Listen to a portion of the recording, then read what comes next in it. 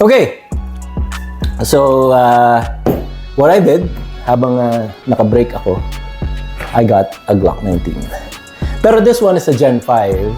What we're gonna do is we're gonna see kung ano pinagkaiba niya sa Glock.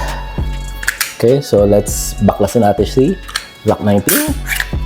Okay, para lang makita natin ang pagkakaiba ng dalawa.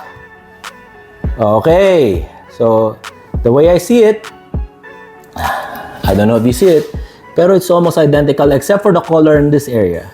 Okay, so what we're gonna do is we're gonna take a picture. I'm gonna post it just closer to your camera or closer to your screens para makita nyo yung sinasabi ko. They almost look identical. Okay, except for the color dito sa area na to. Okay, so yeah. Oh, since they look identical pala, let's try to see if it works on the other slide, di ba? Ito yung Glock grip. Tingnan natin kung kasya ang radikal slide. Does it work? Oops. Hindi. It doesn't work. Okay. Subukan nga natin ang Glock slide sa radikal frame. Uy! Oh! Huba! Huba! Ha! Nagana siya. I wonder kung puputok. Pero nagulat ako. Hindi ko na-expect yun. I just tried it. Kasi nga magkamukha, di ba? So, nagulat ako dahil nagkasya yung slide ng Glock 19 sa frame ng radikal natin. Okay, so, I don't know. Kayo na lang mag-isip kung anong balak nyo gawin dyan. Pero, subukan natin kalasin. I'm not sure kung makakalas, pero try natin kalasin. Oh, wow. Ayos, ha? Okay, so ito, kalasin natin.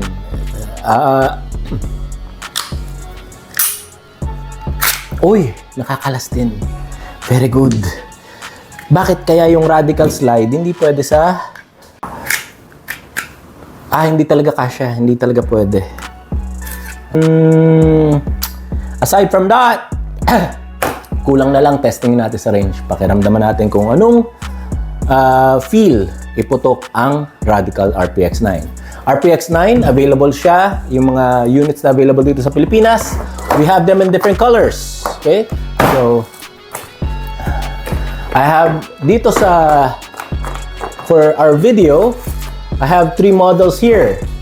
One is in gray, and the other one is in distressed bronze. So, yan ang 3 variations natin. Distressed bronze, gray, or stealth gray, and, of course, black. Okay? So, ang daming baril. Sarap pumutok sa range. Testingin natin. Punta na tayo sa range. Eto, nasa firing range na tayo. Kanina, I was using the black finish RPX9. Now, we're gonna use the gray one. Tingnan natin kung kamusta ang tama niya, kamusta ang feel pag pinutok natin. Let's see. I will load 5 bullets. And I will shoot with 5 bullets. Firing! Firing! Firing!